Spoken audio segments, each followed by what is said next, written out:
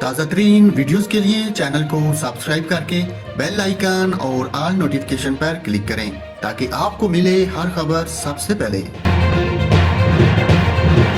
अस्सलाम वालेकुम मुअज़्ज़ज़ नाज़रीन, आपको बताएं कौमी क्रिकेट टीम के कप्तान बाबर आजम ने भारतीय क्रिकेट टीम के साबिक कप्तान विराट कोहली का एक और रिकॉर्ड तोड़ दिया। Babar Azam international cricket council ICC की T20 रैंकिंग में पहले नंबर पर सबसे ज्यादा दिन रहने वाले खिलाड़ी बन गए। कौमी क्रिकेट टीम के कप्तान पिछले 1025 दिनों से T20 रैंकिंग में पहले नंबर पर हैं। इससे कबल ये एजाज विराट कोहली के पास था। Virat Kohli ICC T20 ranking में 1013 दिन तक पहले, जबकि इंग्लैंड के साबिक खिलाड़ी केवी पैटरसन इस फहरिस्त में तीसरे नंबर पर है। वाज़ेह है कि विराट कोहली ने 729 दिन तक आईसीसी की T20 रैंकिंग की पहली पोजीशन पर कब्जा कर रखा था।